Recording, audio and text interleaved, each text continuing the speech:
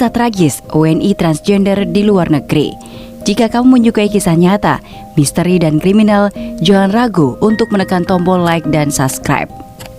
Bulan Oktober 2014 menjadi hari yang kelam bagi Mayang Prasetyo. Transgender asal Indonesia bernama asli Febri Ardiansa ini tewas mengenaskan di tangan Marcus Peter Volke. Marcus adalah seorang koki. Keduanya tinggal bersama di kota Tenerife, Queensland, Australia.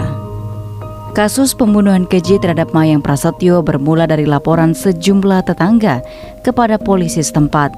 Mereka mengeluhkan bau busuk yang menyengat dari apartemen yang ditempati Marcus.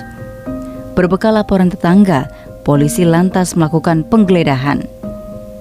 Di apartemen Marcus, polisi pertama kali menemukan sejumlah potongan tubuh di dalam kantong plastik sampah hitam yang disimpan di dalam mesin cuci.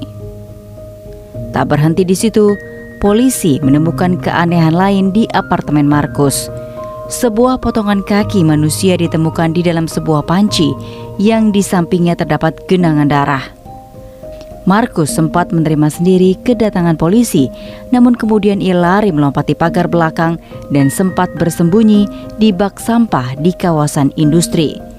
Marcus kemudian ditemukan tewas beberapa ratus meter dari apartemennya dengan luka sayatan di leher. Marcus diduga bunuh diri. Saat meninggal, Mayang Prasetyo alias Febri Ardiansa berusia 27 tahun. Penyelidikan kasus pembunuhan sadis ini dihentikan lantaran polisi kesulitan mendapatkan sejumlah bukti. Apalagi pelaku pembunuhan sudah tewas bunuh diri. 3 tahun setelahnya atau tahun 2017, penyelidikan kasus pembunuhan disertai mutilasi terhadap Mayang Prasetyo kembali digelar. Penyidik menemukan sejumlah fakta baru. Seorang ahli forensik, Emily Cooper, mengatakan dari hasil penyelidikannya terungkap Mayang dan Marcus sempat bertengkar hebat pada 2 Oktober 2014 atau 2 hari sebelum polisi menemukan potongan tubuh Mayang. Sejumlah tetangga menyatakan dalam perkelahian Mayang dengan Marcus, korban mengancam akan membongkar rahasia Marcus yang juga bekerja sebagai seorang gigolo. Selama ini, Marcus mengaku sebagai seorang koki di sebuah kapal pesiar. Bahkan dikabarkan di atas kapal pesiarlah Mayang pertama kali bertemu Marcus dan langsung jatuh cinta. Keduanya kemudian menikah dan tinggal di sebuah apartemen eksklusif di Brisbane. Namun media di Australia memberitakan pasangan Mayang Prasetyo dan Marcus Peter Volke pernah bekerja di sebuah rumah bordel di kota Melbourne bernama Pleasure Dome. Marcus Volke juga diketahui pernah bekerja sebagai pekerja seks di Copenhagen, Denmark. Nama yang digunakan adalah Hit XL. Marcus mengiklankan diri sebagai pemuda seksi dari Australia, ramah dan seksi, bisa jaga rahasia dan profesional. Pemilik rumah bordel Pleasure Dome, Ivan Neil, punya kesaksian sendiri terhadap pasangan Mayang dan Marcus. Sejak awal, Marcus menurut Ivan terus mengejar-ngejar Mayang untuk dijadikan pasangannya.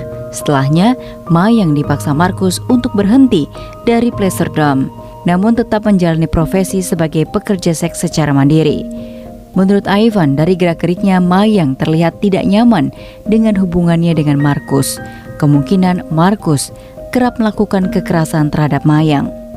Pernikahan Mayang dan Marcus belakangan diketahui berlatar simbiosis mutualisme. Dengan menikahi Marcus, Mayang bisa dengan mudah mendapat izin tinggal di Australia. Sementara bagi Marcus, Mayang bisa menjadi jalan keluar untuk melunasi utang kartu kreditnya sebesar $9.000 Australia atau sekira 94 juta rupiah. Detektif yang melakukan kasus ini, Joshua Walsh, punya fakta lain terkait Marcus.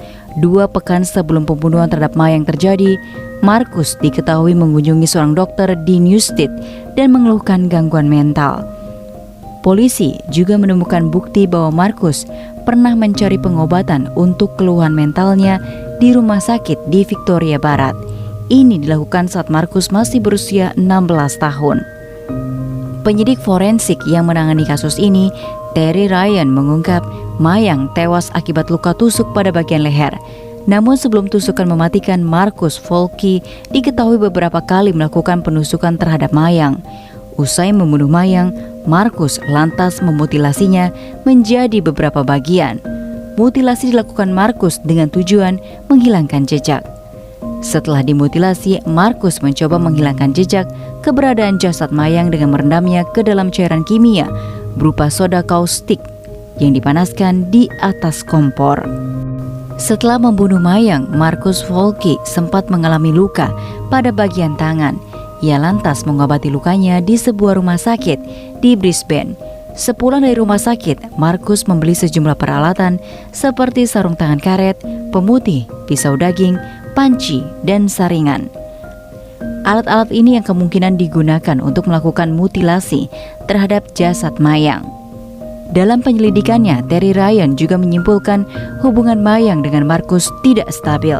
Ini terlihat dari surat-surat elektronik keduanya yang berhasil dikumpulkan polisi. Rekan Markus Volkey, Rob Sinclair, menyatakan Markus tidak pernah mengkonsumsi narkotika, namun diduga mengalami depresi. Markus diketahui mempunyai 2 akun Facebook. Sebelum aksi pembunuhan keji terjadi, Markus menurut Sinclair mengunggah sejumlah foto diri yang berbeda dari biasanya. Bahkan bagi Sinclair, sorotan mata Markus di 2 foto terakhir terlihat kosong, hampa. Sementara itu, penyelidikan dilakukan polisi masih berpusat pada kejahatan tunggal kekerasan rumah tangga di luar batas.